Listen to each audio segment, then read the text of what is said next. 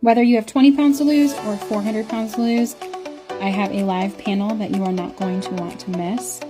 Let me introduce our panelists. And I finally whooshed, and I lost 6.2 pounds this week. That brings my total on Manjaro to 61.2 pounds lost, and my overall loss as I started my weight loss journey back in June of 2021 is 160.2 pounds lost. 6.6 pounds, which puts my total weight loss in just over 9 months to 161.6 pounds.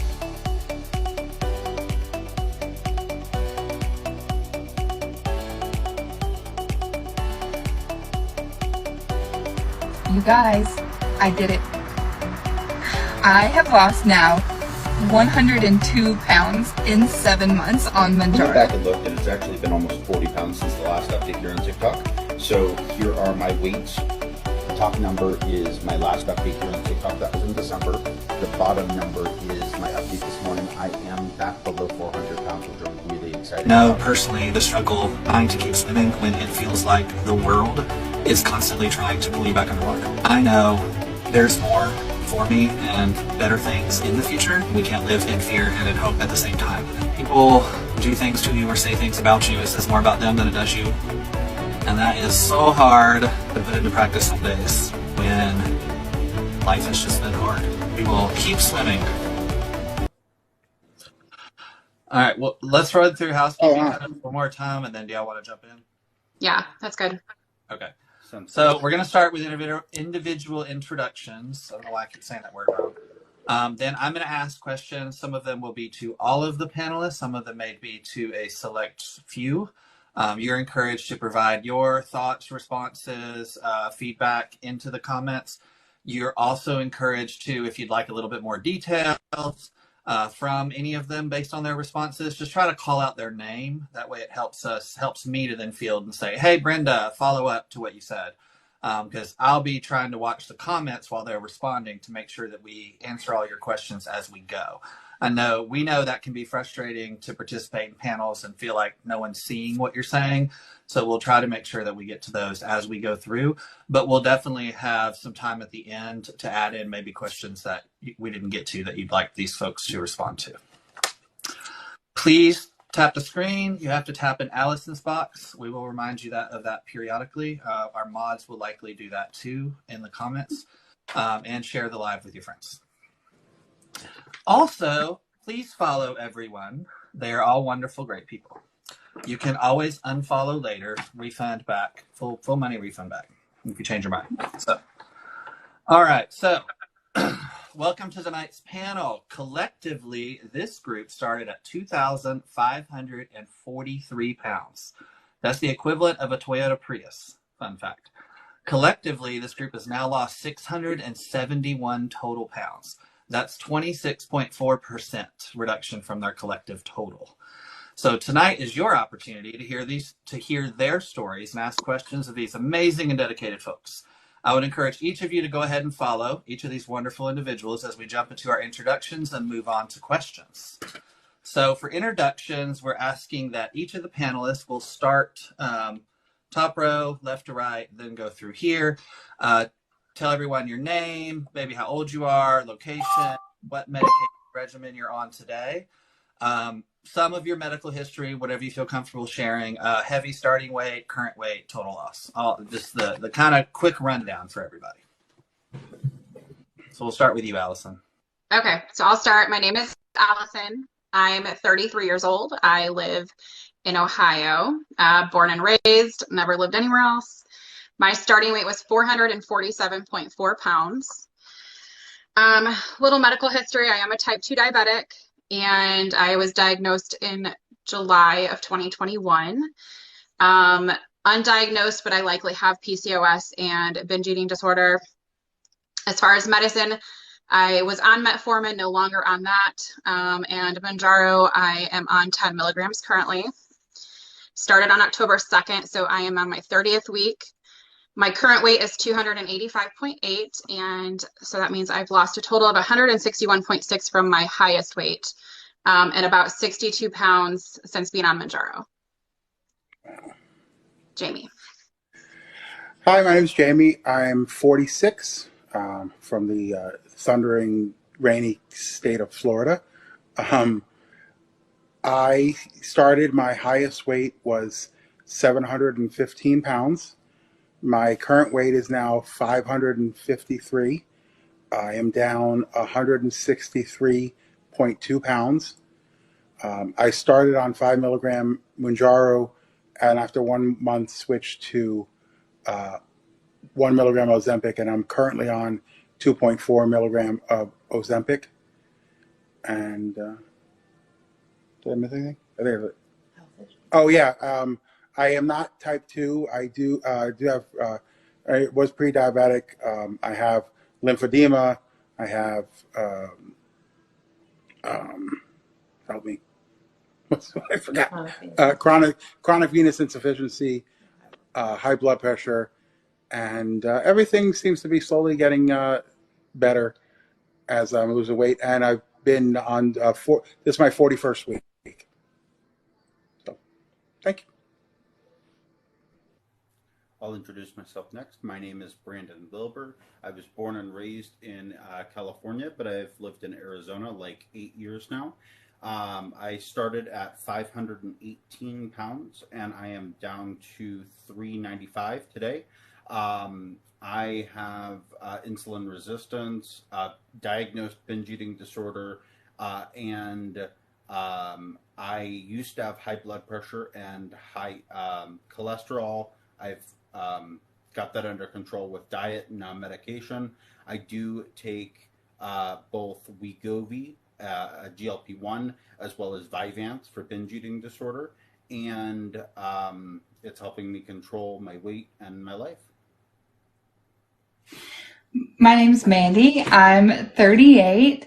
I am engaged and about to get married in October. This is a fun fact about me. I am on Mounjaro. I am on 15 milligrams. I started on August 30th with a high weight of 400 pounds on the dot. And I'm in week 36. At this point, I have lost 112.4 pounds. I had high blood pressure, high cholesterol, pre-diabetic, and I also have PCOS, so fighting infertility along with that, hoping that Mounjaro could potentially help with that, but I already have 6 kids, so if that doesn't happen, that's okay too. Yeah, happy to be here. If y'all have any other questions for me, I'd be happy to answer those too later on. Awesome. Let's skip me and go to you, Brenda, and then I'll introduce myself when I ask the first question. You're muted. I am Brenda. I am 38 years old from Iowa.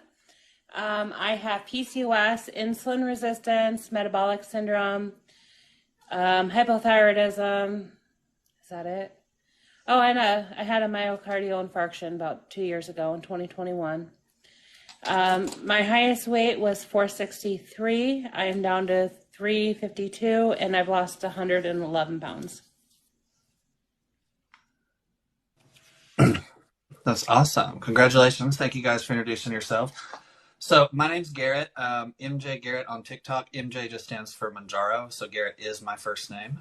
Thank you guys for gifts. Don't feel that they're not appreciated just because someone can't say that at the moment. Maybe we'll do little heart hands as we go. So thank you guys for that. So we'll start with, just real quick, I'm on Mounjaro.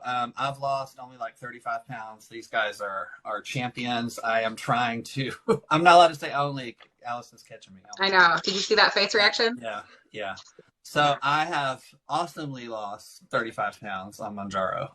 So I am following behind these wonderful folks. And so tonight we're going to focus more about them. So first question I have for everyone, and this will be for everybody, so we can just start in the same order. So each of you have decided to undertake a journey that's admirable, but could easily be overwhelming. Could each of you provide your story on how you got to your heaviest weight and tell us about the trigger that set you on your weight loss journey, including your decision to add or go with a GLP-1 medication versus maybe the more traditional bariatric route? And so we'll start back with you, Allison. Okay, so I am a chronic yo-yo dieter. I've been overweight my entire life. I remember starting my first diet as a small child with my mom. It was always me and her in it together.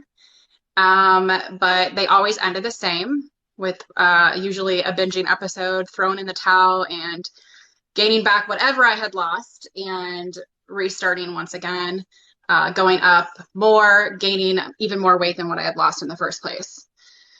So I stopped going to the doctor eventually. I was too embarrassed anymore to get on the scale. So about 4 years, I stopped going.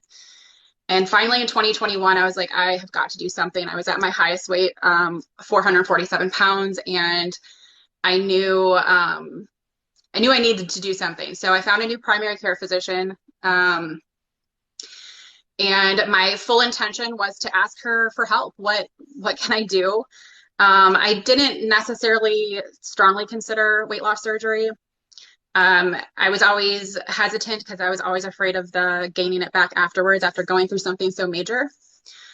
So I walked out of the office that day with a prescription for phentermine and lab orders. And it was a couple weeks later, they called me with my lab results, and I was a type 2 diabetic. And I was only 31. I have it in my family history, and so I shouldn't have been surprised, but I was. So that is what I would say was my trigger point. I was like, I need to do something. I need to get this A1C back down. So that's when I started keto, and that's where I lost my first 100 pounds. After I hit 100 pounds lost, I struggled. I was kind of at that tipping point again that I always had been, where I get so far and then I fail. So I yo-yoed for about 6 months, losing and gaining the same 10 pounds. And then it was TikTok. Emily specifically, that I think is in the comments somewhere. She was the first one I seen post about how she was on Ozempic. And then she was just switching to Mounjaro. So that was probably somewhere in August or September. And so I asked my doctor, and I started on October 2nd then. Jamie. Okay. Well, I've also been obese and then morbidly obese all of my adult life. I'm a chef by trade. It's always been a struggle. Same story of, losing some weight, gaining some weight, losing some weight. A common thing people ask me is, well, how'd you get to 715 pounds? Well, the insulin resistance and the hormones and everything that go on with it, I was working 70, 80, 90 hours a week and still managed over the course of 5 years to gain 250 pounds. So that just goes to show you, because it's not like there was any time where I was sitting home on the couch, eating all day. So just, it gets up there. And how I got to Ozempic is I've always had the most luck losing weight on keto. So I met somebody who had lost 300 pounds on keto, and I tried keto and failed, and I finally found the key to me with the keto was fake sugar and sugar substitutes. And everybody here, probably half the room's like, they heard my story about sugar and sugar substitutes constantly. But that was the key to me. And my whole goal was to fight my insulin resistance with a strict keto diet. Then I found out about Ozempic, and there wasn't a lot of research on Ozempic and keto, but it made sense in my head. I was looking at it like, people on Ozempic tend to get into a state of ketosis anyway, based on just how medicine works and how you end up eating on it. So I'm like, maybe this will work for me. So then I saw that when Mounjaro was available, and that's how I ended up just telling my doctor, hey, I want to try Mounjaro. Then finding out that my insurance wouldn't cover it, and I switched to Ozempic, and I've been on Ozempic ever since. But the Ozempic has really made the keto super easy for me to do. It really goes hand in hand with the keto, and the one thing that was always I struggled with doing keto was controlling my portion sizes. Even though I wasn't eating the carbs, I could still eat, a 5,000 meal. That one meal a day could be a 5,000 calorie meal, and it, just doesn't balance out. Your body can't process it, and I would lose 50, 60 pounds on keto, but I would never continue on. So then you get frustrated, and then boom, you go back, and then there you gain that weight back plus another 50 pounds, just like everybody knows. But for the first time in my life, I feel like with the medications that I'm on something and this is just what I do. This is how I eat and what I do, and every day, tip. And this obviously, and this great TikTok community is priceless. Yeah, two things for you, Jamie, before we move on real quick, Yes. just to follow up with folks. Did being a chef, you think, contribute to the weight gain? So I assume food being constantly around. Mm-hmm. And the other one is about keto being dangerous for your heart. If you don't mind, quickly, we'll just go ahead and smash that early on. Okay. As far as the chef thing, no. I think the stress of my job and life in general at times caused a lot of problem with the weight gain, because the cortisol levels is the one thing that hurts even the most, even on Ozempic or Mounjaro. Just the high cortisol levels are going to keep you from losing weight. Maybe the lifestyle, eating fast food at 2 a.m. on the way home from South Beach after working 14 hours probably was some of it, but it was never about, because you're working as a chef, there's no time to eat. So if anything, probably messing up your metabolism by just not eating. If I knew about intermittent fasting then, and I would be fasting all day, and then I probably would have had better luck. So as far as that, no. And then what was the follow-up? What was the other follow-up? It's just if it was dangerous for your heart.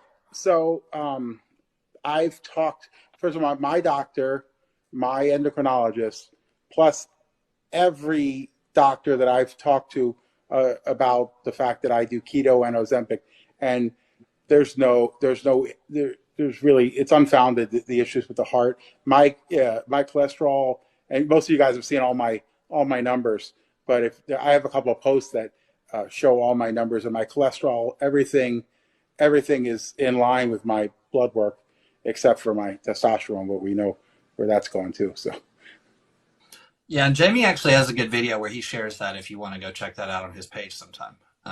And we'll go ahead and move on. Brandon, your turn. Okay.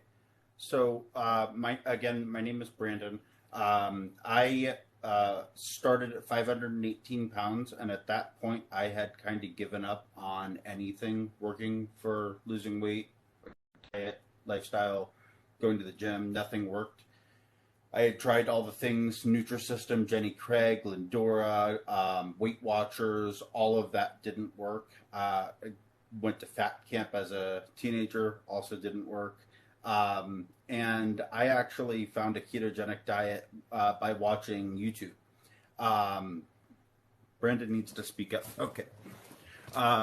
So I actually found a ketogenic diet through YouTube. Is that better? Can you guys hear me better? Yes. Okay. And I started on a ketogenic diet. With that, I started to see weight loss.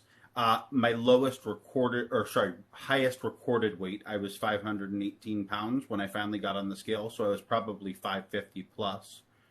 And with that, I continued to lose, and I lost all the way up to 151 pounds. And then fell back into what I now know as binge eating disorder. I fell off track for almost a year and was on my way back up to my highest weight, if not gaining back more. And got on TikTok and found some creators talking about GLP1, specifically Mounjaro. I went to my doctor and asked for Mounjaro specifically. He said, no, it's too new. I don't like prescribing new drugs pretty much, but I'm going to give you a sample of Ozempic, another GLP-1 in the same class, and I'm going to prescribe you Wegovy. I've been on Wegovy since December. and I've lost 53 pounds.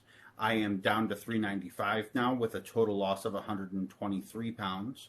And I also got on a medication called Vyvanse a couple weeks after I started Wegovy to help control the binge eating disorder. And together they're fantastic. They control both my hunger and insulin resistance and then binge eating disorder together. And it makes keto much easier to just have as a lifestyle. I like keto. I've done it for years, but the binge eating disorder made that really hard because it will for any kind of diet you do. And I'm really glad I did find this medication because it's going to be life-changing for me. It already is. Okay, I'll go next.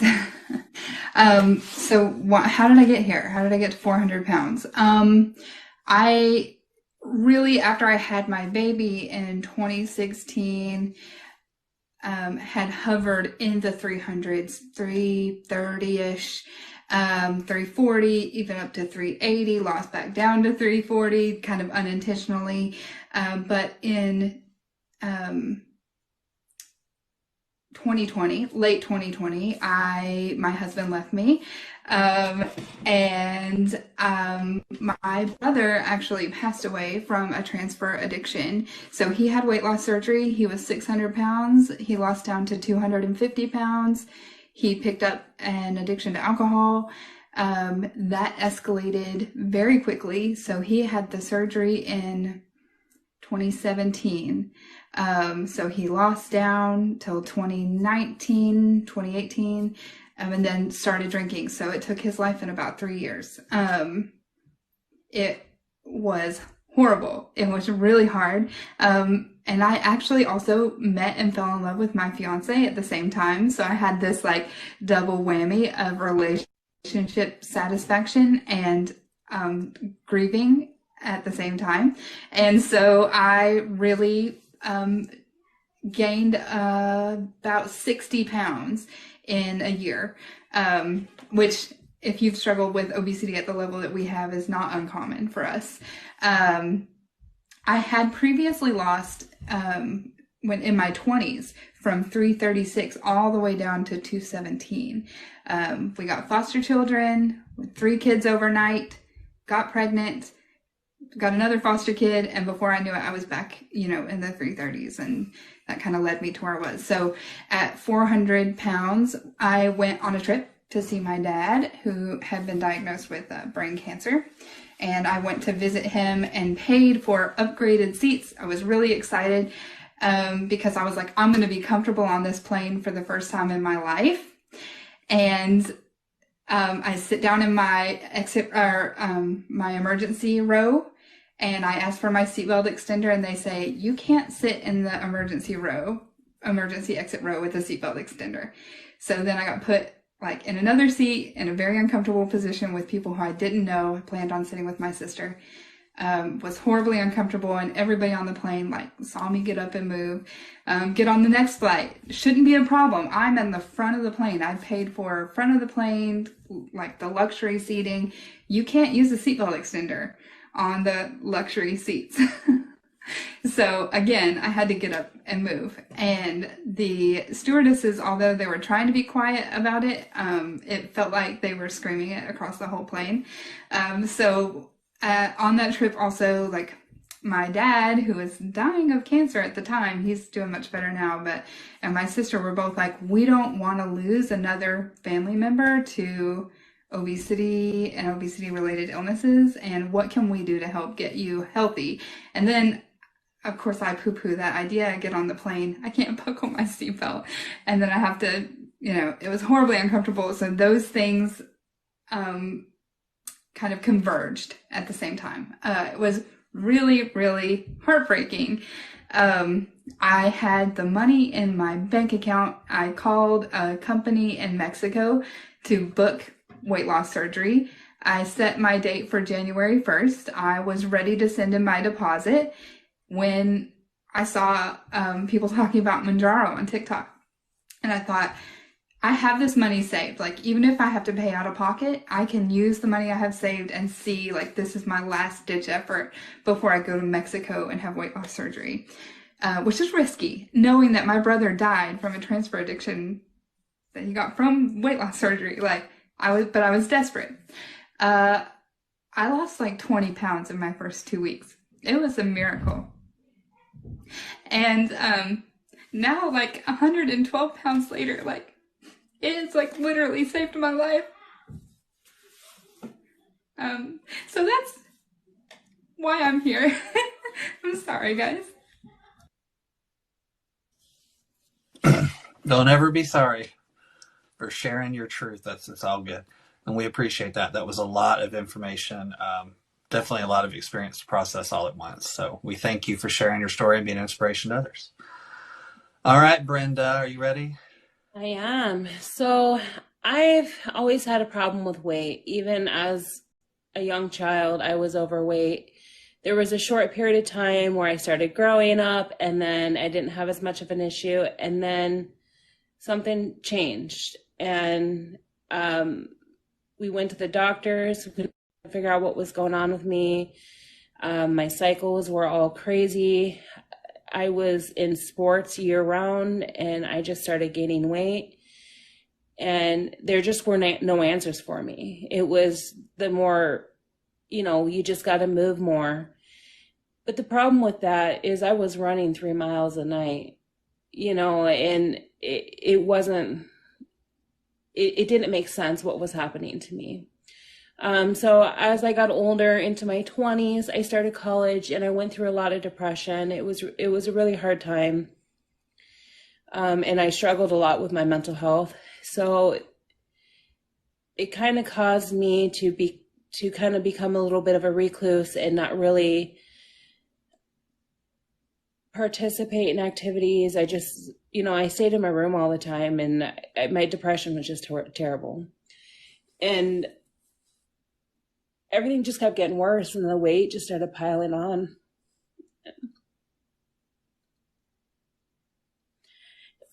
And I went to doctors, I went to doctor after doctor trying to get help, and everyone said there's nothing wrong. And it took them about 7 years to find the hypothyroidism.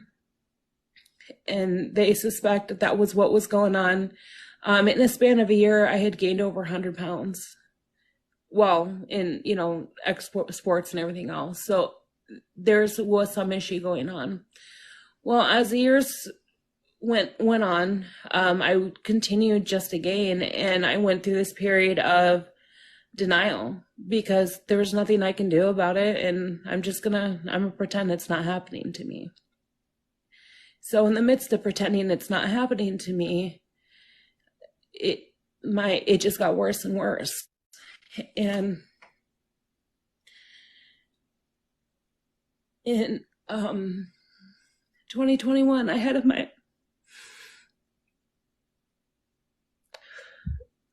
in 2021, I had a myocardial infarction.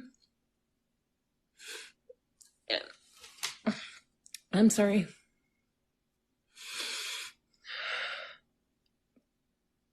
It's hard for me to talk about because it was a really hard time in my life. After I had the myocardial infarction, the doctors originally said I had the widowmaker, which they said was a miracle I was alive. And after doing a lot more studies and testing my heart, they found out that actually what had happened is it was PCOS. The PCOS had actually triggered hemorrhaging, and the hemorrhaging actually made my heart seize up because I didn't have enough hemoglobin in my blood or iron or any of that fun stuff. So after that happened, it was a literal fight for my life.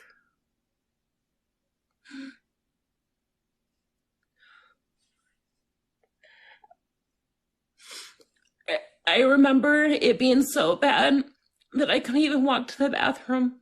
I couldn't breathe.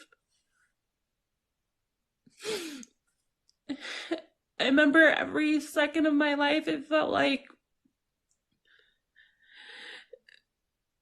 that it was gonna be over soon. So I mean, when I say I was fighting for my life, I was fighting for it. And so I started classes with a dietitian and a nurse, and followed by a doctor. They monitored every single thing I put in my body. They had me on a calorie restriction. I was at 1,600 calories. I was exercising, you know, doing all the things. And initially, I did lose a little bit of weight. It wasn't much, but you know, the normal, when you start a diet, the inflammation that goes away, it was that weight that left at the beginning. And then I maintained for a few months, and they couldn't figure out what was going on because there was no reason I shouldn't be losing weight. And then I started rapidly putting weight back on again. So with the help of medical professionals, I was gaining weight, and they didn't know what to do to help me. And I begged them for help. And the response I received was, go to TikTok and research. We don't know how to help you. So these people that I was paying that are supposed to be professionals wouldn't help me. So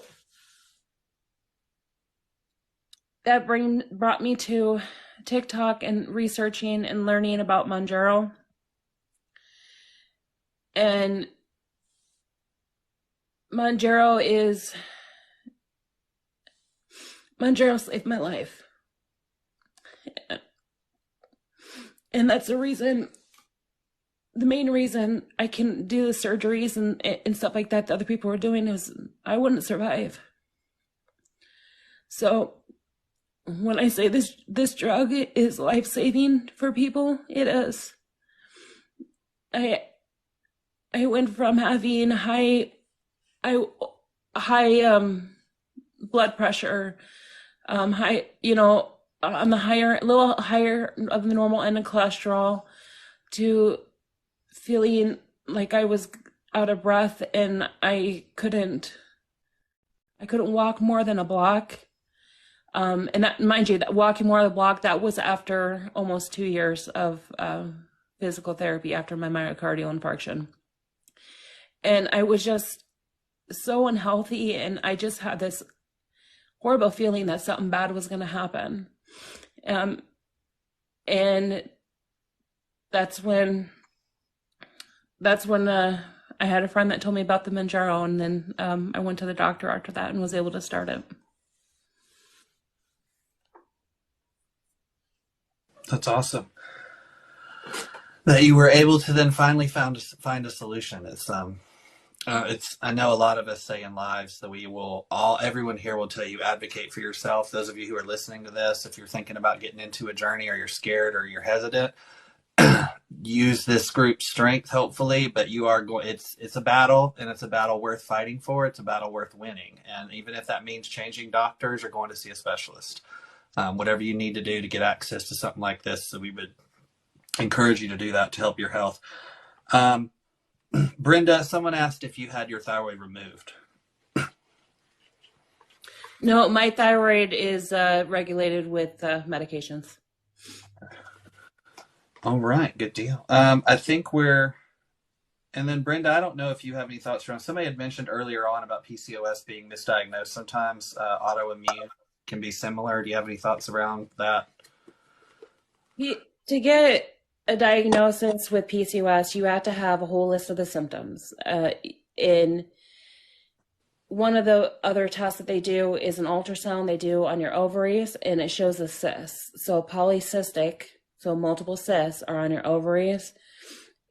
Between seeing that and then seeing all the symptoms that you have, including the irregular cycles and ovulatory cycles as well, that's how they diagnose you.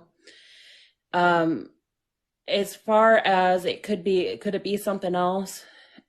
I'm not gonna say that it's never a possibility, but I'm textbook case of PCOS and all my labs and everything. So I would think that something would have shown up in my 38 years of life if it was actually something else.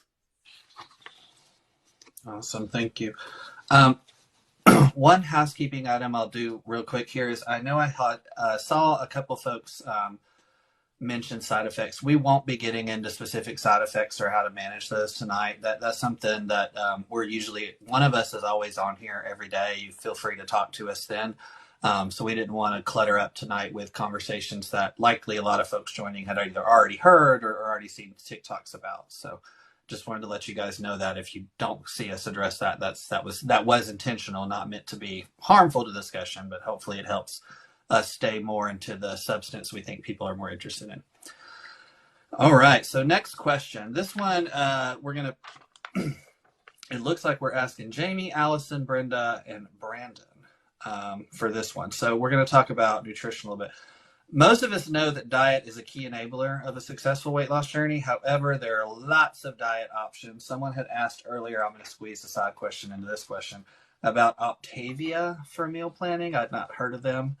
But we know there's lots of different diet options, lots of misinformation about good foods, protein goals, good and bad fats, dreaded carbs, all that fun stuff. So additionally, it seems there's a stigma that a lot of folks who are in the More to Love community are misinformed on what to eat or likely just eating too much. I know we've kind of talked about that earlier, but how did you each decide on what your diet strategy would be that would allow you to lose weight, but still feel satisfied with what you ate and fit your health needs? Because that's kind of a puzzle for each of us to figure out. And with that, how big of a shift was that for you from what you were doing before? And so I guess we'll start with you, Jamie. Yeah, the diet part of it is interesting, and it's one thing that I've tried to stress to myself and stress to everyone I talk to, is you have to figure out how you're going to eat for yourself. Asking 100 people how they eat to have lost weight on a GLP medication will not help you at all. You have to figure out how you're going to use Ozempic, Mounjaro, Trulicity, whatever it is, as a tool to make you successful. Going into what you just mentioned about people think it's just you take a pill, you take a shot, and you lose weight. I know for a fact that everyone on this screen, plus everybody that I talk to on this medication, puts effort into this, and it's not easy. And every day is still a struggle. The thing for me is I feel now the struggle I'm going to make it till tomorrow versus, gonna relapse. And, to go back to, I mentioned earlier with me, beating my addiction to sugar and carbohydrates was my number one goal. And it's still my number one goal, knowing that the sugar and the carbohydrates, regardless of the medicine, are going to be what would cause me to relapse. I'm pretty sure that if I was eating a traditional diet right now, for me personally, I would not have near the success, because I've been able to eat through any kind of medication or any kind of thing that's gone before. And, touching on the previous thing about being a chef, one of my biggest fears about having weight loss surgery is being a chef and physically not being able to eat food like that's been such a big part of my life. And now there seems to be no limit to what what I could eat if I wanted to, but it's helping me just be able to make the choices that I want to make. It's like, it really, as hard as this journey is, the medicine does make it so much easier. It's not about, it doesn't make the weight loss easier. It really makes the process easier for me. And that's why I really I really need to figure out how can I make this work the best for me. And that's what I encourage you, whether you need to lose, 50 pounds, you need to lose 450 pounds, is if, just like you talk about Altivia, like I've done that, but if you look at every diet from Weight Watchers to Altivia to Nutrisystem to all that, the whole thing is predicated on eat less and move more. And all of us sitting up here have never had sustained success trying to eat less and move more, because there's so many more variables involved than calories in and calories out. So that's, we joke constantly on here, because I call, your first ingredients in the stuff that everybody's eating. And, we joke about it. And I don't preach my way of eating to anybody. I'm happy to share my ideas and stuff, but there's like by whatever way you need to do it to be successful. If it's taking one of those, maltodextrin gummies every day and, your protein shakes, and, God bless you, it's perfect as long as it works for you. And that's the best thing, is whatever you need to do to make it work for you and be sustainable for you is all that matters. I mean, just to follow on for that, for the last part of that question, how big of a shift was it? Or I imagine, so you might have an interesting perspective being a chef, and then I know you do cook most of your food, which is cool. If you guys haven't followed Jamie, he's got lots of different meals that he makes that fit his more strict keto diet. But how big of a shift was that? And actually, I think a really cool thing to share is maybe how your family's brought in with that too. I think that these folks in the room would probably appreciate learning about that. It's been quite a change. I mean, I've tried to go keto before, and had not had success. Biggest thing now is I've never felt like having like carbs in the house it was never my issue with relapsing on keto and my sugar addiction. It was always like, it was just the whole kind of screw it kind of mentality, and just whatever, with not having the results I wanted, and it just feeling hopeless about it. And everybody here knows that I stalled probably for about almost a month, and no time during that entire month did I think, oh, well, you know what, maybe I should just end it all and just, not do what I'm doing anymore. And I think that's a big part of the medication also, is helping me stay focused on that. And having, I make meals for myself that a lot of times, my kids will eat without the added carbs. When I try, I don't put out recipes usually, but I can explain how to make anything to anybody. But I like to share my food because it's really simple, but I make it look really good. And I always joke with people to say, where's the carbs supposed to go in my dish? Where's the bread supposed to go? Where's the rice supposed to go? Where's the potato supposed to go? Where's the sugar need to be? So for me, that's really what I stress with everything. And my wife eats a regular balanced type diet. So, she'll eat her, whatever carbs and stuff. And it doesn't affect me, because I know that I have no desire to eat it anymore. And I used to struggle with wanting to, even after losing 50 pounds, I could be down 50, 60 pounds, and I could be eating, my keto or whatever I was doing, counting calories, whatever. And I still couldn't stop myself from just driving through and grabbing some Taco Bell or Burger King or something. And so much of that for me personally came down to the sugar and carbohydrates, because the fact is, when you're eating majority of sugar and carbohydrates, it doesn't fill you up. So you can always eat more. Half an hour later, I could eat, after eating a giant meal, I could go eat more. And eating a higher fat keto diet, it physically is impossible.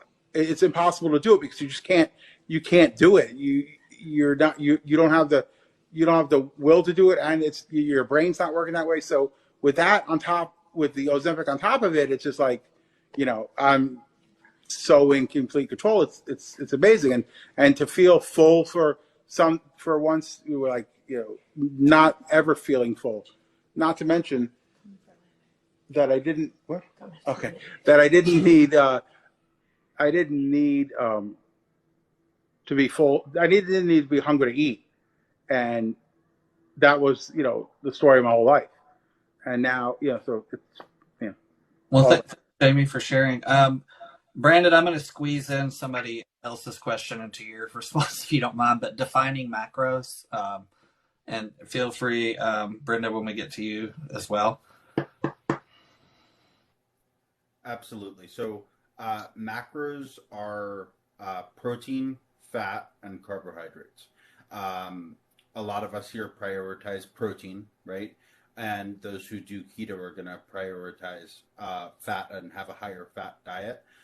For me, I do a ketogenic diet. And for me, it's because I feel way better doing a ketogenic diet. Even on the medicine, if I go have some pizza that has carbs in it, within an hour or two, I am not feeling good. I'm swollen and I have pain in my joints. So I enjoy doing a ketogenic diet. It is sustainable as long as I have my binge eating disorder under control.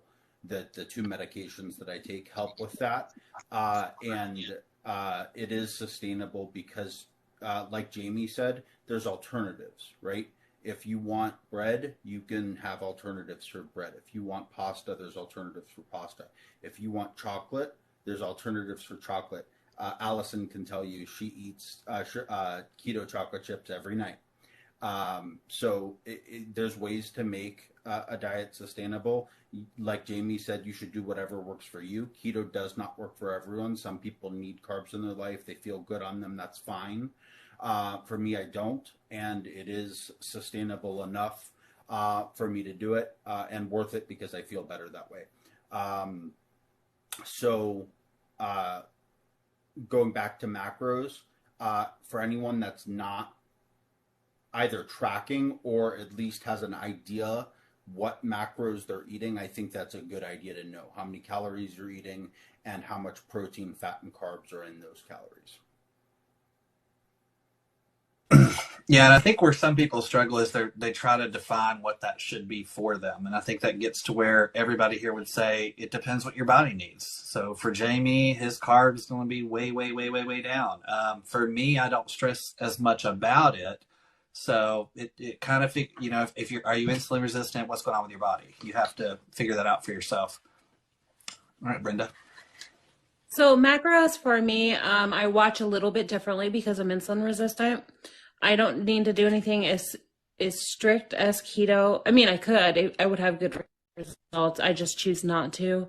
The main thing with the macros, you're insulin resistant. You really want to watch your carbs and your sugar. The reason for that being is because of the insulin spikes that you have after you eat. If you have something that's like a carb, it will shoot your insulin way up and then it'll crash and drop. And during the crash and drop, one of two things is going to happen.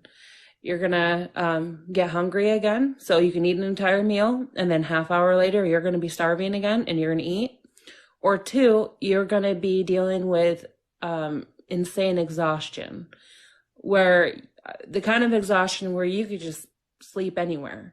So the big thing with watching your macros there is to help you keep those spikes at a minimum. And it could be even not necessarily always the macros. It could be the way you eat your food. So like eating your fiber and your protein and then eating your carbs after will help mitigate that spike in your insulin. So for someone like me, my biggest thing is to stay away from sugars and to keep my macros for the carbs low. So I try to stay under 25 net carbs. However, I'm not going to say that I would never have something that wasn't normally something I eat every week, like maybe a piece of bread, or maybe we're going to go out and have a burger, I will still do that. But now that I know kind of what it is I'm fighting, I kind of know how to help stop those. So definitely I don't have to be super strict, but there is some things that I do have to do because of insulin resistance. Awesome. Well, thank you all for providing answers around that. So for our next question, we want to get a little bit into You skipping me, duration. Garrett? Sorry? You skipping me? Oh, my bad, because I thought we went around. Do you have an older version? Yeah, my bad. That's okay. I wondered why you Sorry. keep bringing this. I was like, oh, okay. I'm sorry. No, it's okay. So I was just going to add to it that my story is a little different. It's because I started my weight loss journey prior to starting a GLP-1. And it was even prior really to getting my diagnosis of type 2 for like a couple weeks. And I went into the same mindset with Weight Watchers of counting points, which is basically just restricting your calories. And I always came up short there of I would binge and fall off, as I mentioned before. So when I got that diagnosis of type 2 and I decided low carb would be a better option because that is generally a diabetic diet is low carb, and I jumped into doing dirty keto, it worked so well for me for the first 9 months because I felt like I was not restricted. Yes, I couldn't eat all the things that I wanted to eat. I couldn't eat pasta, but I could eat a good enough volume of food that I never felt like I was going hours of hunger or going to bed hungry because I was at my points limit or whatever it was. So that is why I chose keto. And what was so sustainable about that, because I've come accustomed to it, I have continued to pretty much do the same with Mounjaro. But I will say that I speak to in my lives all the time that everything in moderation is good. So 80% of the time, make good choices. So 80% of the time, I kind of stick to that now. I try to maintain my dirty keto, but 20% of the time I might go off and have something I would not be keto approved. So I think Mounjaro has given me that option to be a little bit more flexible. Awesome. Thank you for sharing that. So now we'll actually move to the next question. Thank you for letting me share it. You're welcome. Garrett, I just wanted to add. I went in the wrong order. I just wanted to add that insulin resistance, I think, is something we all struggled with. And if you're having symptoms of insulin resistance, go talk to your doctor. It's something that's not diagnosed enough in a lot of people. Yeah. I actually didn't know, but I've been on Mounjaro for a while now. And back in March, I asked for fasting insulin to be tested. And with that and my A1C, even though both looked okay, when you run the HOMA IR calculation, I still was insulin resistant, even on Mounjaro still. And so, yeah, it's definitely something you should look into if you feel like you're having issues. Honestly, I think it's just good for everyone to know one way or the other. All right. Garrett, to piggyback off of that one real quick, you may not know what you have as insulin resistance, but I want to iterate that if you are doing all the things and you can't lose weight, go ask for an insulin resistance test. And doctors don't normally test for it. They'll test for A1C and your blood sugar, but they're not going to test directly for that insulin resistance unless they find, well, basically unless you ask for it. I've never been tested my entire life, and after finding out I had it, I'm pretty sure I've had it since I was a kid. So keep that in mind. So if you're having problems losing weight at all, have them test directly for that, but also have your hormones tested. Have, anything else that could be potentially wrong in your blood. Make them find an answer for you. Do not give up. And if they won't help you, get another doctor. For sure. If you can start with your primary care, but for sure, endocrinologists are a lot more knowledgeable. Go to an obesity specialist doctor if you have to find one. Worst case, and if you're in, let's say, more rural area where it's harder to find or get to doctors, then telehealth, there's some great options there. But the test you want done is your fasting insulin, and it does have to be done as a blood test the same time they would run and draw for A1C as well. Okay. And like Garrett said, HOMA IR is another good test for that. Yeah.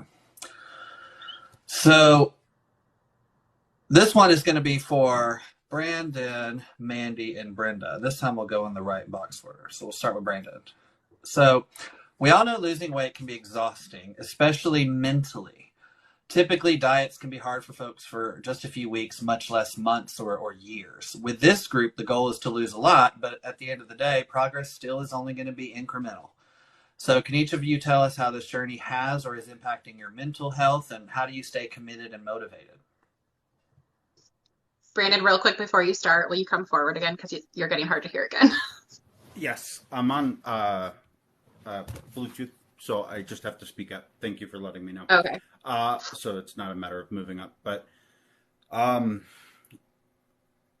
weight loss is a journey. It's not linear, right? It's not a straight line until you get to your goal. You're going to go up and down. You have to know that. And a true stall is, a lot of people say 3 or 4 weeks. So if you're stalling for 1 week, you don't lose, or maybe even you gain a little bit, don't let it make you fall off track. Okay. Just keep on doing all the things you know you should be doing. Okay.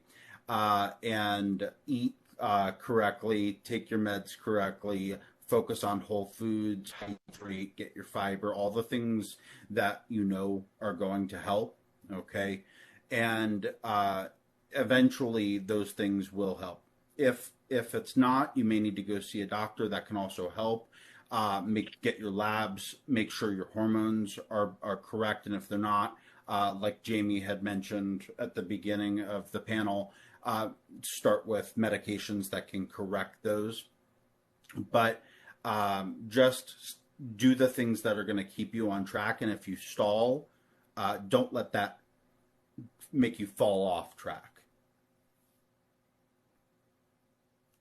I'm going to piggyback on that. Okay. Before I started any of this at the 400 pounds, I took time and I fell in love with myself. So regardless of my weight, I recognize the fact that I have self-worth. Just as a person on this planet, that I am worthy of care and love and of being here. So that, I think, has really helped, knowing, yes, I have a long way to go, but I am worthy. I am beautiful no matter what. I'm worthy of healthcare no matter what.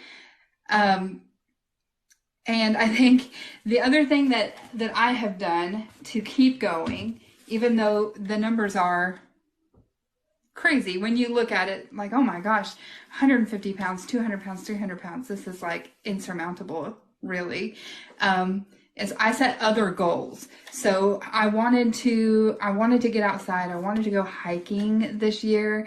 I love outdoors, but I know last year I really, really struggled to get out like I wanted to. I didn't get out hardly at all. To ask me to go hiking was not anywhere in the realm of possibility. I didn't have the energy. I was dealing with really bad plantar fasciitis.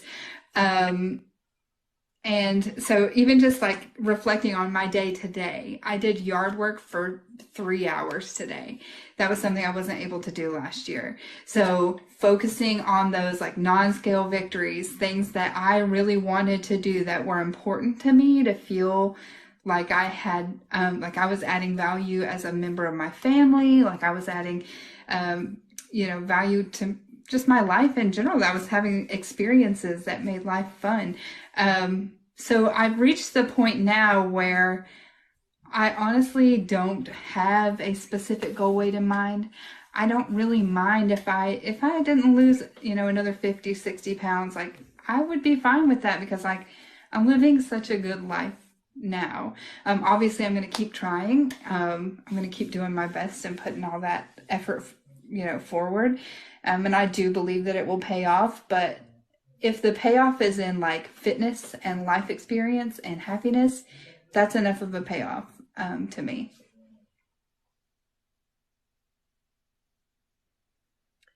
So Great. One thing that when I started my journey with Mounjaro, one thing I noticed is I really struggled with the thought in my head that I'm not losing fast enough.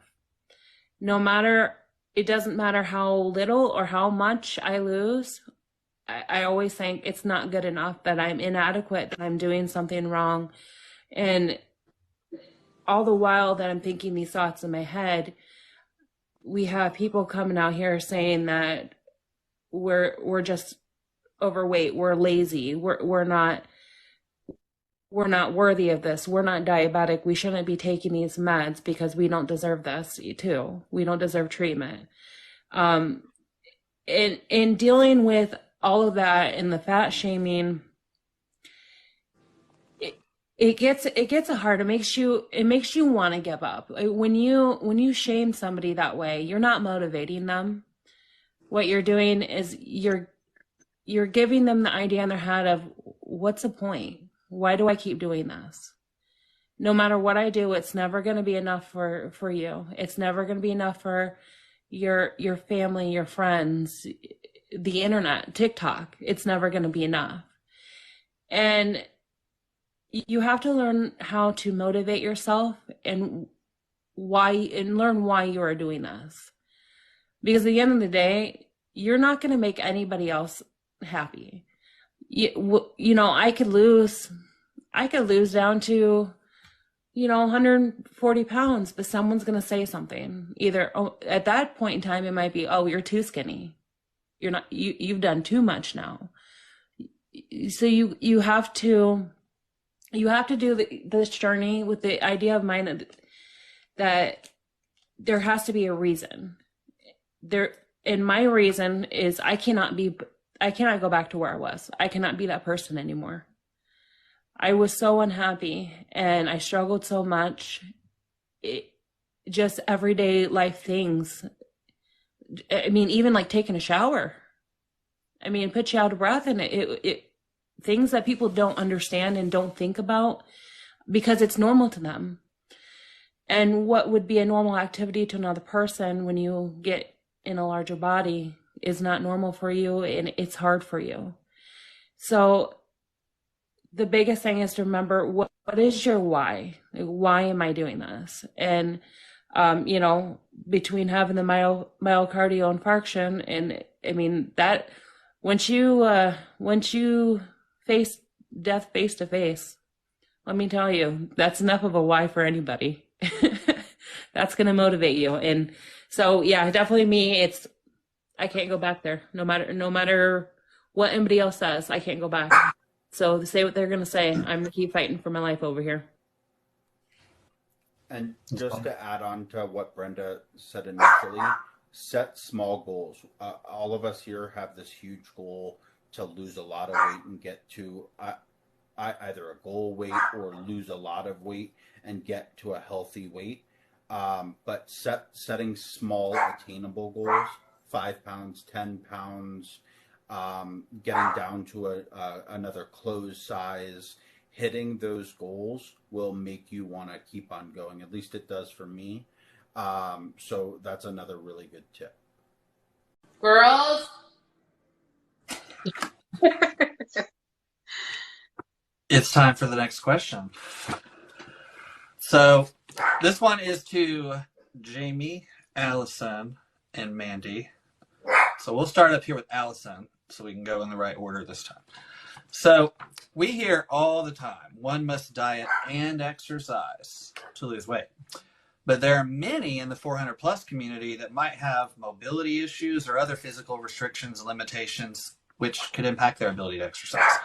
So even though we know diet culture tells us to exercise and that it's critical to losing weight, can you tell us, based on your experience, what your recommendations would be around exercise and activity and what's worked for you on your journey? Okay, so going back to when I first started, June 2021, I was not capable of exercising. I was 447 pounds. I was in back pain. Brenda mentioned the shower. I had to lean on the shower sides to be able to shower, and it had to be a quick shower. Going grocery shopping, I could barely do that any longer. My husband did a lot of the daily things that I could no longer do around the house, even personal things for me. He took care of a lot of that. So I pretty much for the first 9 months when I lost the first 100 pounds, exercise was very little. It was very, very small part of my journey. I started it as small as just doing laps around my house. And when I say laps, walking for 5 minutes and taking a break.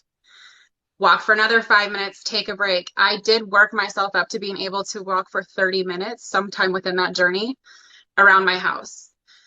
It wasn't then until August of last year that I started going back to the gym. And I do that now anywhere from 3 to 4 days a week, with the exception of about the last month. So my recommendation when anybody asks me about exercise is pick something that is sustainable for you. Don't pick something that you're going to spend 2 hours in the gym 7 days a week. Because if that's not something you commit to for the rest of your life, don't do it. Do something that makes sense. Do something that you enjoy. Pass along. Mandy. Okay, we're just gonna follow I think of the, did you guys ever watch that show when you were little, like, what was it, Press Your Luck? And the little monster went around the screen? Yeah, I'm gonna age myself. Okay, exercise wise. So when I started this, I wanted to do, everybody was doing the hot girl walks, like on TikTok. So I really wanted to do the hot girl walks too. And guys, they were so hard. I started at that, the 400 pounds. They were really, really hard. Like, you can go back and watch. I put them all in a playlist on my page. So you can go back and watch like day one, and you can tell like I'm having a fit to get them done. Like, my cheeks are really red and I was really, really sweaty. But giving myself that goal, first of all, I thought I was going to do it in 75 days. There was absolutely no way I could have done that. So I set that standard for myself, but then when I realized I couldn't achieve that, I just altered it. And there was no person who was writing down like, Mandy did not do her 75 hot girl walks in 75 days. Like, it was me putting those rules on myself, so like, understanding your limitation and realizing that and then adjusting accordingly, and not just giving up because you couldn't finish it in the time limit, the imaginary time limit that you set for yourself. Yeah. So shifting those goals. The other thing was I borrowed like a treadmill from my mom, but my weight was too high and like the belt started like smoking while I was walking, and you could smell the belt like burning up on the treadmill. And I was like, I don't want to break my mom's treadmill. So I went to Dick's Sporting Goods. Dick's Sporting Goods was like, yeah, all of ours have a weight limit of 300 pounds. Like, get out of our store. They didn't really say that, but in more or less, the guy was like, 250, you should be fine. And I'm standing there as like a 380 pound woman. So I left Dick's Sporting Goods and cried. But we got online when we got home and realized that Bowflex offered one that has like a 450 weight limit. And I ordered that and got it put together, and that really helped me, like doing the exercise equipment in the house. Like, it's directly across from my bed. I have little excuse not to do it. And the bill coming every month is also very motivating to me because I have to make use of it while, I can. But I just would say, like, understand your limitations, but also like I had the plantar fasciitis that I said was really, really painful. I could barely walk. It was so painful, but I prioritized finding what worked for me with the plantar fasciitis. So I went to a podiatrist.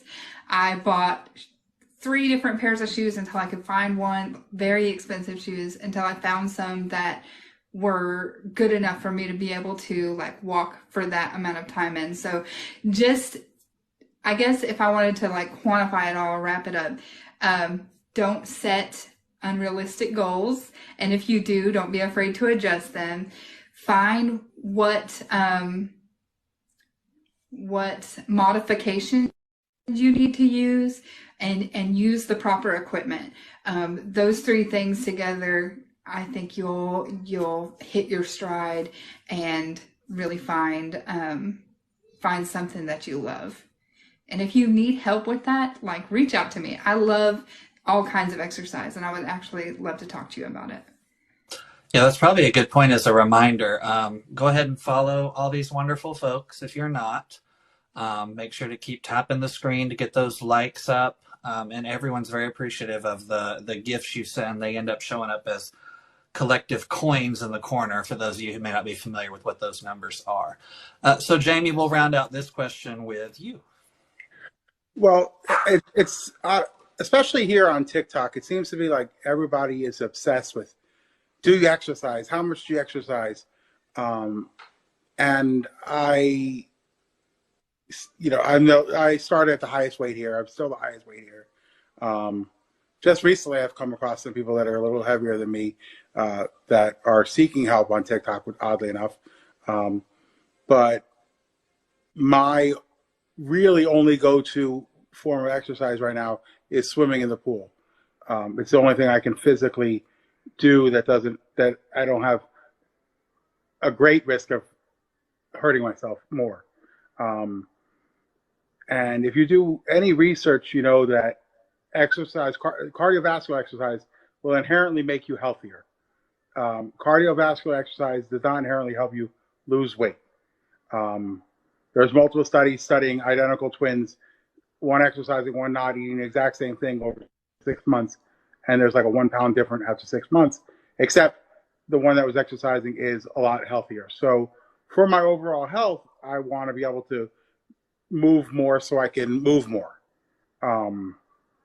But knowing it's not it doesn't have to be a priority for me to have to try and unalive myself to work out every day to get the results I so desperately need is a great thing. But if you follow anybody else's weight loss journeys here, there's a couple that I follow that, got super motivated. They're eating their 1,400 calories a day, and then they're working out 2 or 3 hours a day, and then they're down 150 pounds or so, and then all of a sudden they disappear.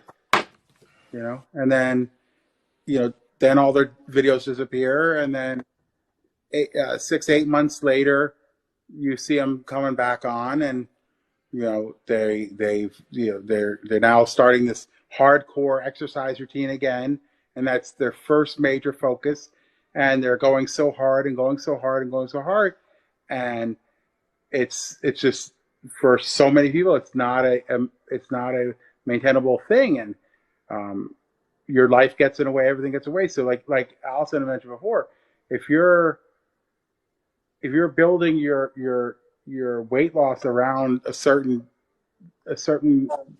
exercise to lower your weight or even maintain your weight, you've basically already failed, because if you cannot build it in. And I have a story. For example, my dad, he had gone to college, and he was in college for 2 years, and he was able to walk like 10 miles a day and work out and do all this stuff and eat great and everything. And then all of a sudden, he graduated with good behavior, and he was able to come home. And now all of a sudden, he's back in the real world, and he can't walk 10 miles a day. He can't work out all the time. He's got to make a living, all this other stuff. And so it's very few and far between that you can commit that much time to exercise and just moving more and eating less to be able to actually do it and then continue on it.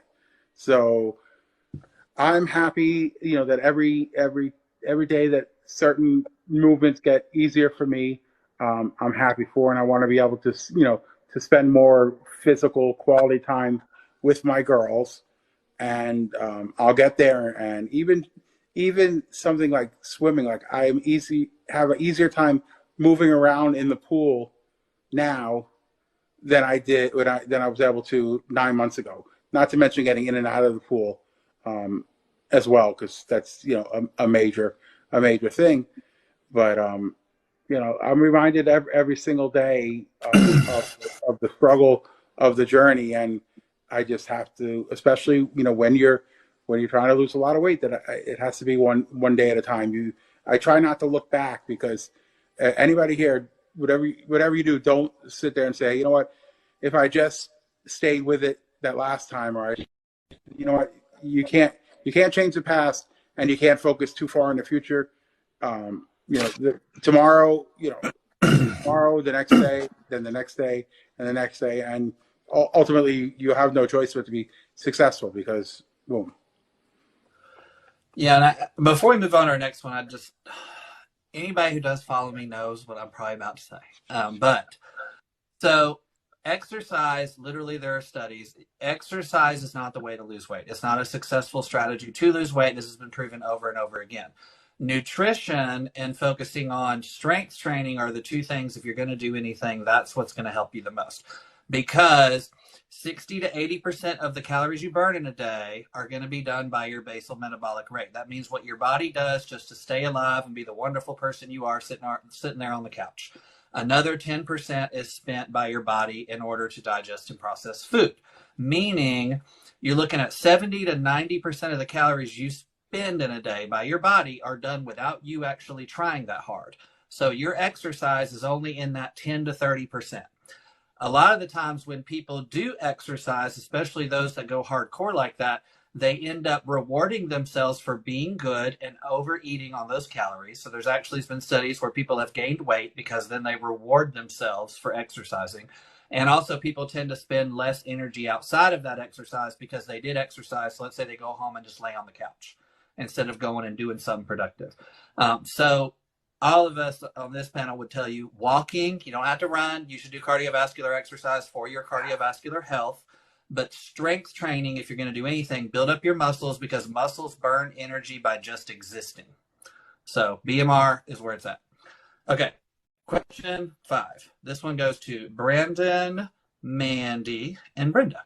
So we'll start with you, Brandon. So starting a weight loss journey is hard. Using a GLP-1 medication to lose weight, given the media bias, is also hard. There's quite a few of us who were in the closet about it, so to speak. Doing both in a society where fat phobia is ingrained into all we do, it can be downright debilitating.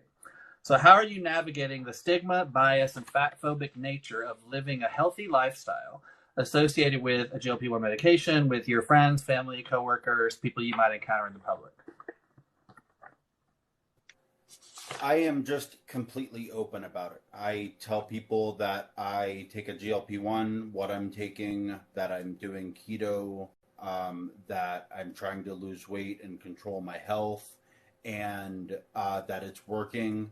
And I've actually helped other people just in real life that have friends or family that have people that need to lose weight learn about these medications. So yes, there's absolutely fat phobia. There's absolutely skinny privilege. And I have had some negative comments like, you know, why are you using that medication? Just eat less, move more, things to that extent. Or, you know, is that sustainable? Are you always going to be on a medication? Even a couple of those from family. But I don't let it get to me. It's something that's helping. I'm doing way better than I was before without it. So I recognize that it is there. I'm just like open about it. And I think that it works for me. I'm the same way, Brandon. Actually, I have been super open. I'm not in a closet about it from like day one. Because I was going to have weight loss surgery. So everyone at work already knew, and I would kind of tease them and be like, when I get skinny, it is over for you all. Like, I will be hottest in the office, because I work with a bunch of women. And there are 4 of us. So it's not really like a competition, but just as like, just a joke, hottest in the office, they have all actually been like super supportive, big cheerleaders for me. The only thing I kind of run into at work, is like, they call me chicken girl. Cause I'm like you, Garrett. I eat chicken and vegetables every day. Most of the time it's carrots, which I understand are like a carb, but I love them. So I eat like chicken and carrots every day, for lunch. And so like they all go out to lunch and they leave me there with my chicken and carrots, or I'll hold up my bag of carrots as they walk by to go to Chick-fil-A. And it's like, it's kind of the office joke, but they have said like, oh, I wish I had your dedication, or I wish I was on that good drug, so I didn't want to eat fast food all the time. And I'm like, okay, it's not really just the medication. Like, this is my own dedication. And also I just don't have the energy to care. Like, really, I don't have that kind of food noise, so I don't really care about, so much eating out, because I'm like, chicken is chicken. If everybody's going to Chick-fil-A, I'll just cut off a chicken breast off my rotisserie in the fridge. Like, but that wonderful like appetite suppressant really has like allowed me to have that like clear head, clear mind about food. I know we're not talking about that at the moment, but I think the biggest area where I experience like this fat phobia and this bias towards fat people would be in my comments on TikTok. Most of you already know I had a 3 million view video, 3.4 million now. And the fat phobia in those comments, like, it has 3.3 million views, but it has 78,000 likes. So like that ratio is very off, which means the majority of those people are probably making fun of me. Well, Mandy, give context on what the video was about. That's the prize. Oh, I'm sorry. So let me just, it was a wedding dress try on, because I said in the beginning I'm getting married in October, and so I tried on like 8 different dresses, but I forgot my shapewear that day, guys. At 112 pounds, I have a lot of extra skin, and it was very obvious in the video that I wasn't wearing shapewear and that my extra skin was showing.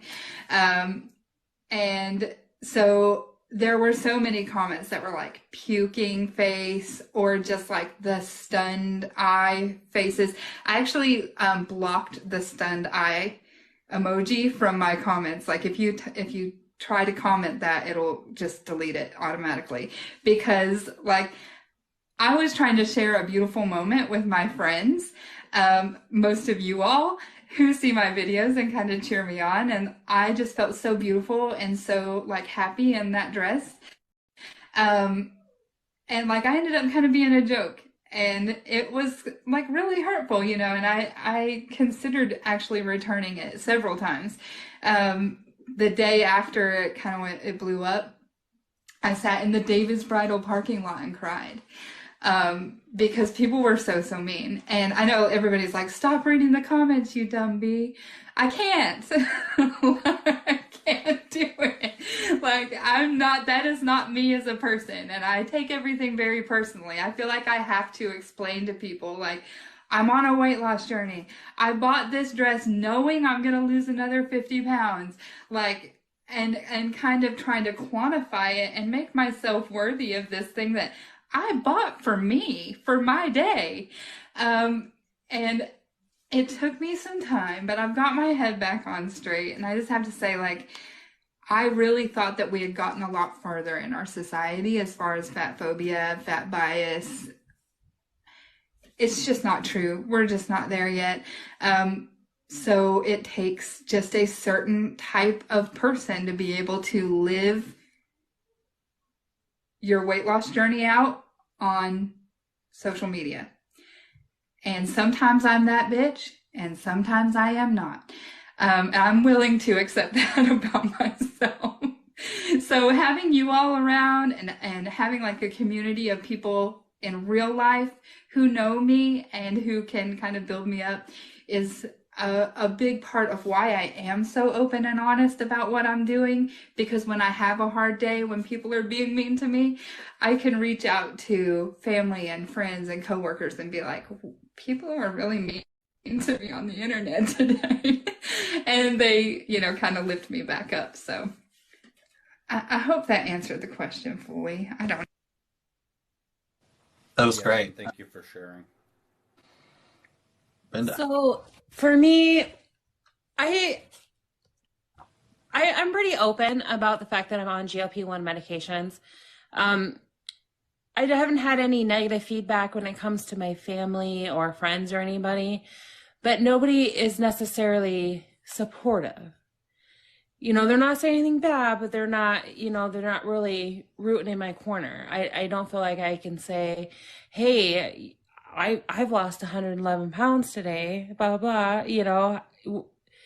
I don't really get all that support. Now, the Mounjaro community is where I get that support.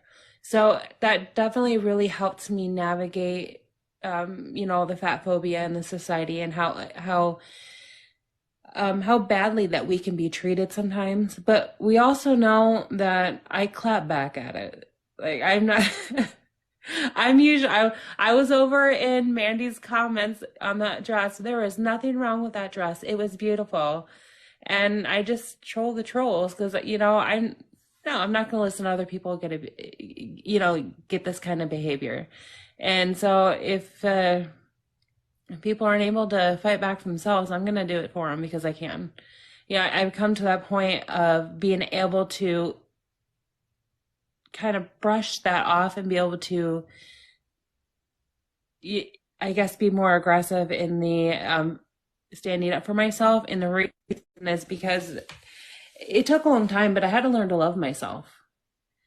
There was so long that I didn't love myself.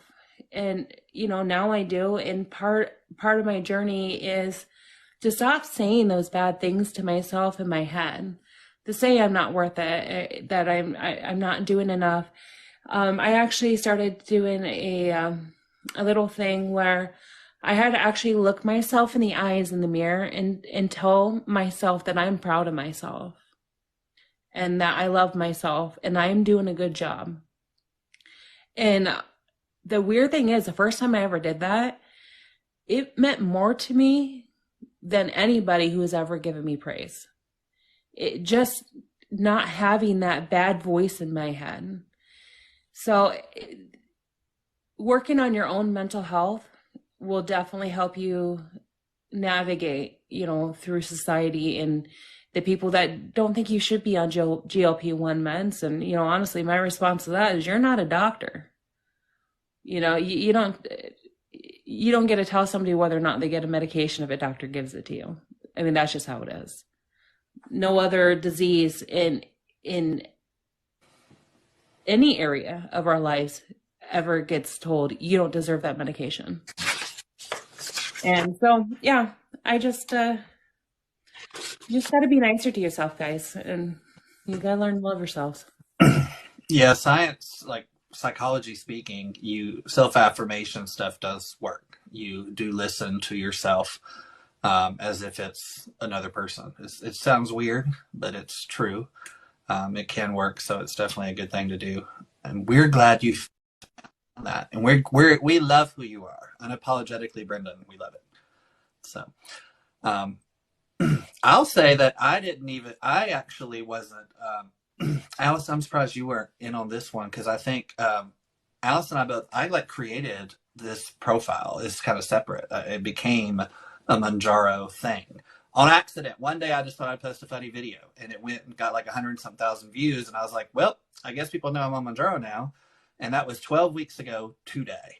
And it's amazing how in 12 weeks so much can change. And I've met these wonderful people by owning who I was and what I was doing with my life. And I've found this wonderful community and I love all of you in it. So thank you guys for that. All right. So last question. We got Allison, Jamie, Brandon, Brenda. So Mandy's sitting this one out. Okay. So everyone who goes to lose weight experiences the inevitable stall. However, one would imagine when you've lost over 100 pounds, you probably experienced that a few times.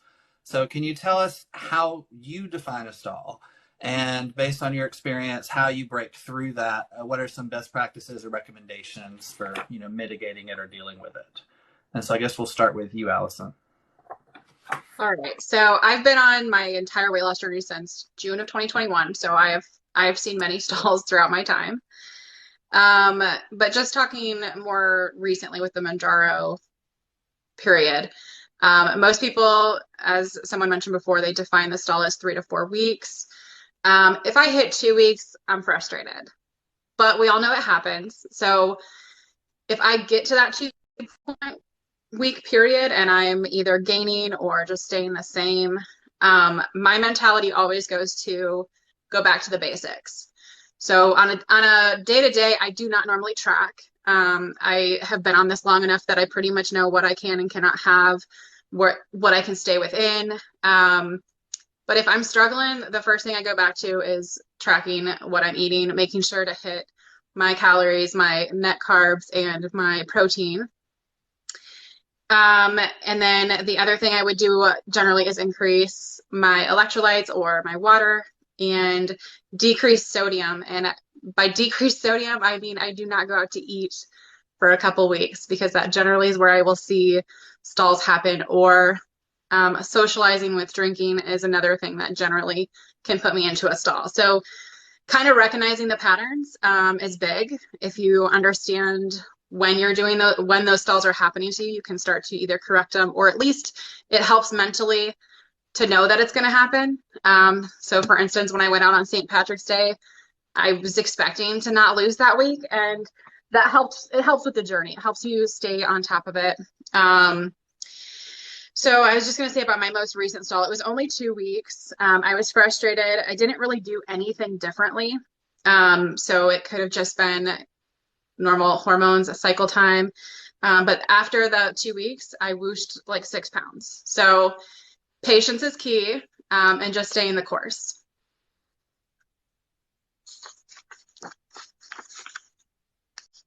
Brandon. And yep, I think I'm next.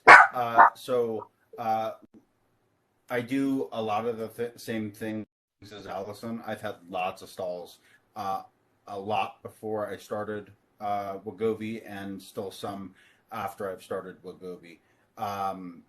I do all the same things she's saying, so I go back to eating at home, and especially trying to focus on whole foods and not hyper processed, like packaged foods. So vegetables and meats and eggs and cheese and everything else, whole foods. I also look at my calories and macros, and if I'm not in a calorie surplus and I'm gaining, it means it's either food still in my digestive tract that needs to no longer be there, or I'm retaining water. So I look at if I'm like swollen and have water retention. There are tools that I use for that. A lot of people use like stool softeners or laxatives that can help with that. So I rely on those tools to help with that, and just go back to basics. Eat at home, eat whole foods, track your calories, and don't let it cause you to fall back off track for 1 or 2 weeks or even 3.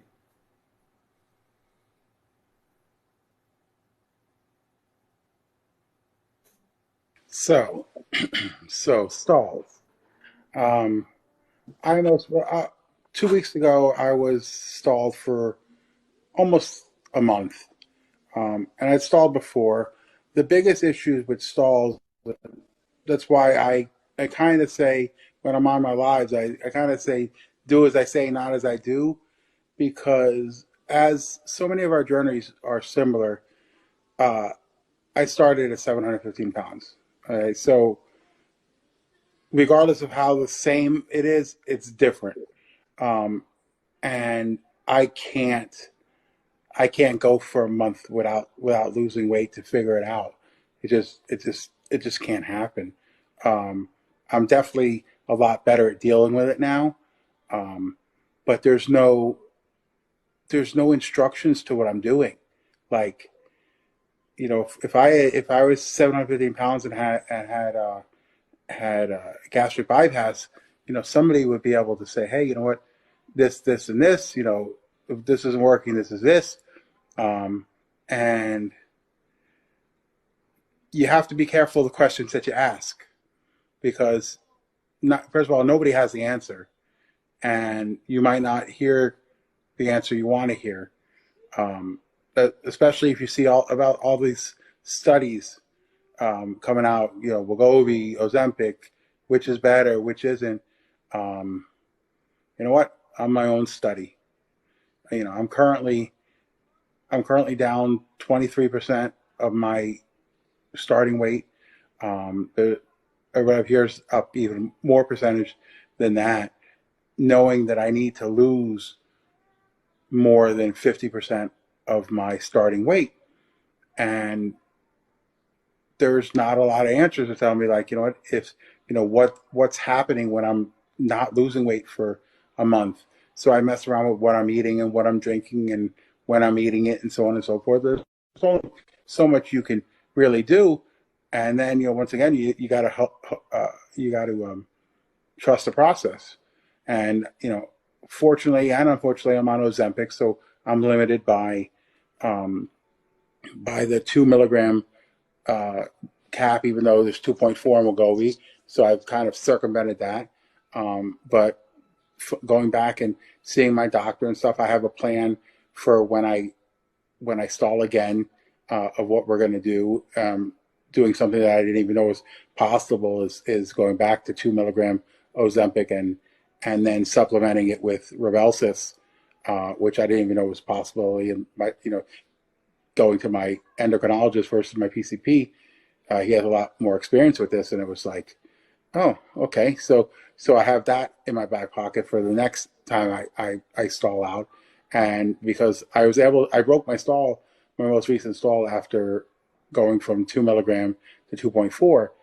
So I'm constantly worried what's the next stall going to be. But now I have the Rybelsus thing, and then after that I have the Mounjaro thing, and by the time that's done, there'll be the triple agonist, which my endocrinologist mentioned, in the first 5 seconds we were talking. And I'm like, I already know, doc. So when it comes, you just send the script in, So as far as when you're talking to me about stalls, I'll tell you not to worry about it and stuff, but I'm gonna worry about it differently because I have to. Nothing else. That's a really good call out, Jamie, that with your journey being different, where you're trying to hit, there's a lot of people that are hitting a stall, and most of the time it just passes. But there are going to be some people in the community over 400 where you may need to actually implement a different medication regimen or something like that in collaboration with your doctor. So that's actually a really good point that I know for me, most of the time on lives, I don't say that part. I don't think about that because it's not as relevant for me specifically, but that is something that I think folks should think about. Yeah, that's a really good call out. Brenda, your turn. Yeah, so for me, a stall to me, well, a stall to what my doctor says is the 4 weeks. In my head, it's if I haven't lost that week, I'm stalled, right? So I'm having a mental freak out there. So what I do to kind of help with that is I weigh daily. And for me, it doesn't work for everybody. For me, what it does is I get to see the highs and lows. So over a week course, my weight loss looks like a heartbeat. So if I were to only weigh 1 time a week and it hits that highest peak, I'm never going to see that lowest number. So for me, that is what I do. Now, that's not for everybody because you can become obsessive with the scale. I've done it before, and I know other people can too. So if you're doing that route, just, make sure you're checking in up here to make sure that that's okay. If it's not, go back to once a week or once a month, nothing to worry about. But in order to break stalls, I've had a few of them. Every single time so far that I have had some kind of stall, I've had either I wasn't eating enough in proportion to what I was exercising off my body. I know at one point I was eating about 1,600 calories, but I was also burning 1,200 calories while I was working out. Ultimately that led to a stall. So I had to stop and reevaluate what I was doing and what I was eating, to make sure that I was getting enough in, and actually to get out of that stall, I had to stop exercising for about, a week or two. to kind of help my body reset. Because what you, especially if you're insulin resistant, if you're over exercising like that, like what I was doing for that time, your cortisol levels are going to raise and you're not going to lose no matter what you do. So that kind of helps your body reset if you feel like that might be something that you have, done to yourself. Another thing to do is if you know that you're good on calories and then you're not over exercising, that another thing would be to move your injection spots. I know I used to do the stomach all the time. The arm actually stalls me every single time. So I just stay away from that. The thigh has the best weight loss, my left thigh anyway, has the best weight loss for me. So those are kind of things I do to help with my stalls. Now, sometimes none of that stuff works, and that means I have to go up in dose. So right now I'm only on 10. Well, I can't say only because that's 3/4 of the way through the dose. But so I do have room to move up if need be. I suspect once I get to 15 and once that happens, we're going to have to come up with a different game plan. But so far, as long as I am being nice to my body and giving it what it needs, and sometimes that might mean going out and eating whatever I want for supper that night. And that might trigger that weight loss again. Yeah. And then the other thing is making sure you're keeping up with your number 2 issues. You may think that you're going all the time, and you don't realize how much is actually there. So I do suggest taking something extra, like an extra Mago 7, or not extra, but take some Mago 7, or take some Miralax, or add in. I do Metamucil daily as well, but whatever it is that you need to make sure that you really are cleaned out.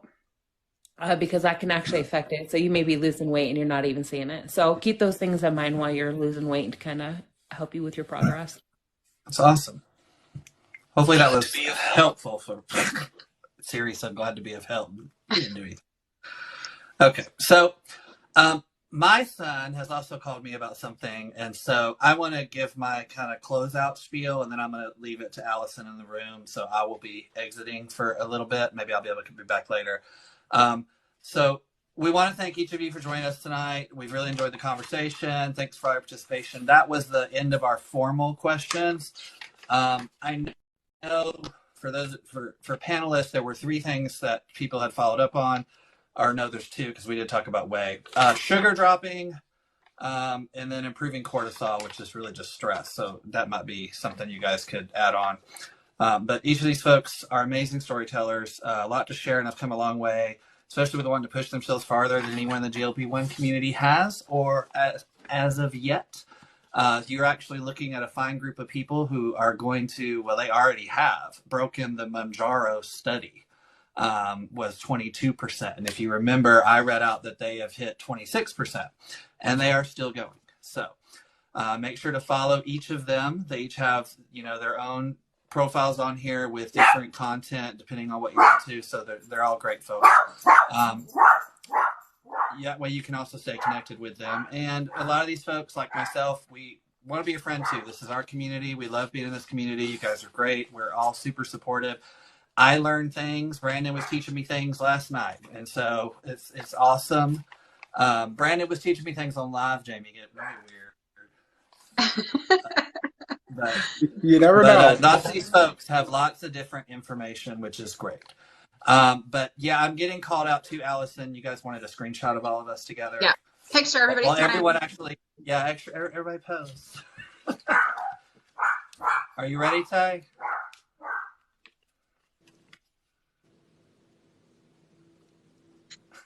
It's so awkward. Okay, I should be. It reminds me of taking a school picture. You got it? She got it. All right. Well, thank y'all for letting me. Thank you, everyone. Y'all's discussion. We appreciate you. I want to interject. Yeah. Thank you, Garrett, for facilitating before you drop off, because that was amazing. Yeah, we picked the right person right off the bat. Yeah. Great. Thanks, Garrett. You will be hired again. I'll be back on in a little bit. I just gotta go meet my son in town for a little bit. He wants to go somewhere and needs money. I always do, right? So, bye, y'all. Bye. Bye.